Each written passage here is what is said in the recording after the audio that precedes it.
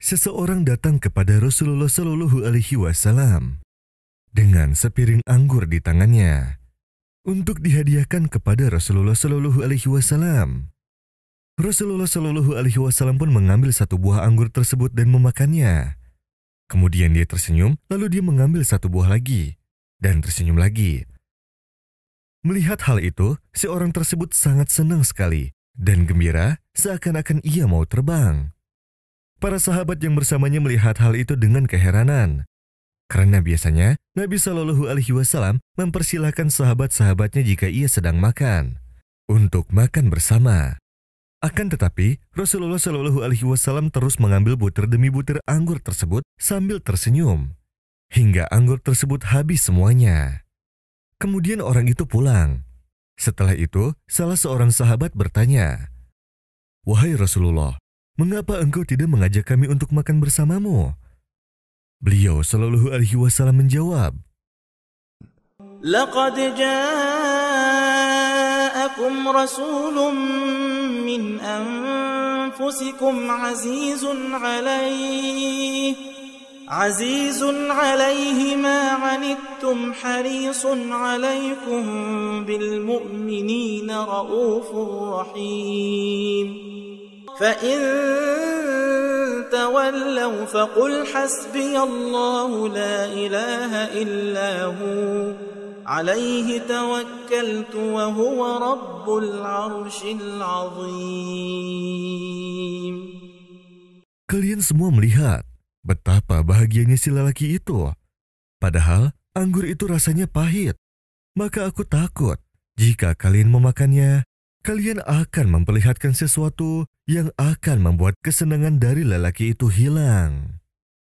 لقد من الله على المؤمنين إذ بعث فيهم رسولا من أنفسهم يتلو عليهم آياته ويزكيهم ويعلمهم الكتاب والحكمة وإن كانوا من قبل لفي ضلال مبين.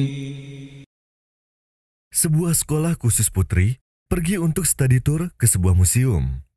Semua murid sibuk mengabadikan momen berharga itu dengan berfoto-foto, menuliskannya dalam buku, dan lain-lain.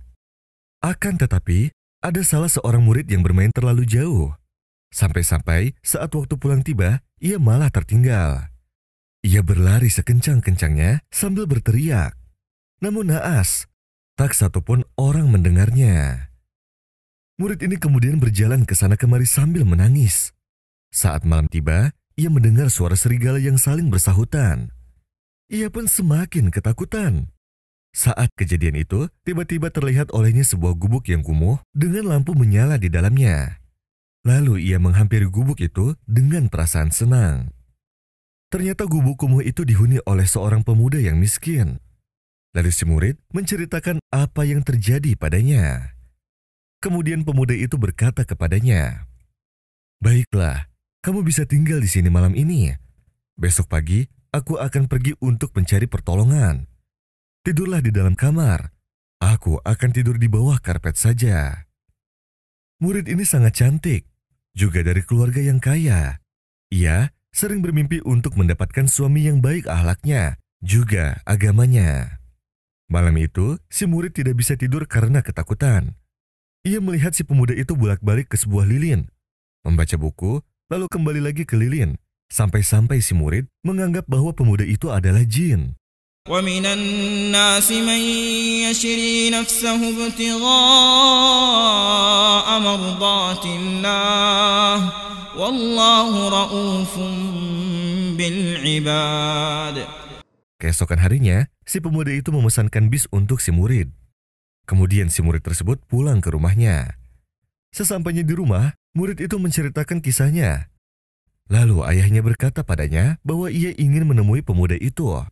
Maka bertemulah sang ayah dari si murid tersebut dengan si pemuda itu di suatu tempat. Si ayah melihat tangan pemuda tersebut dibalut sebuah perban. Lantas ia bertanya, "Ada apa dengan tanganmu?" "Tanganku seperti ini karena belum lama ini ada seorang perempuan datang ke rumahku dan ia menginap di rumahku juga. Lalu setan datang padaku dan menggodaku. Aku segera mengambil mushaf untuk menjauhkan godaan setan itu. Ternyata setan itu kembali lagi padaku. Aku pun berinisiatif untuk membakar jariku dengan api lilin, agar aku mengingat akan azab Allah. Akan tetapi, setelah satu jariku terbakar, setan itu masih kembali padaku. Dan aku terus membakar jari-jariku hingga kelima jariku terbakar semua. Seperti yang engkau lihat sekarang ini, jawab si pemuda. Datanglah ke rumahku, kata si ayah. Sesampainya mereka di rumah, si ayah memperlihatkan putrinya, dan ia berkata pada si pemuda, "Tahukah kamu siapa dia?" "Ya, perempuan ini datang ke rumahku waktu itu," jawab si pemuda. "Sekarang dia adalah istrimu. Rasulullah Shallallahu Alaihi Wasallam pernah bersabda, sesungguhnya kamu tidak akan meninggalkan sesuatu yang haram karena Allah, kecuali Allah pasti akan menggantinya dengan sesuatu yang halal," jawab sang ayah. Seketika itu pemuda tersebut langsung sujud syukur kepada Allah, karena ia telah menggantikan sesuatu yang haram dengan yang halal padanya. من عمل صالحا من ذكر أو أنثى وهو مؤمن فلنحيينه حياة طيبة ولنجزينهم أجرهم بأحسن ما كانوا يعملون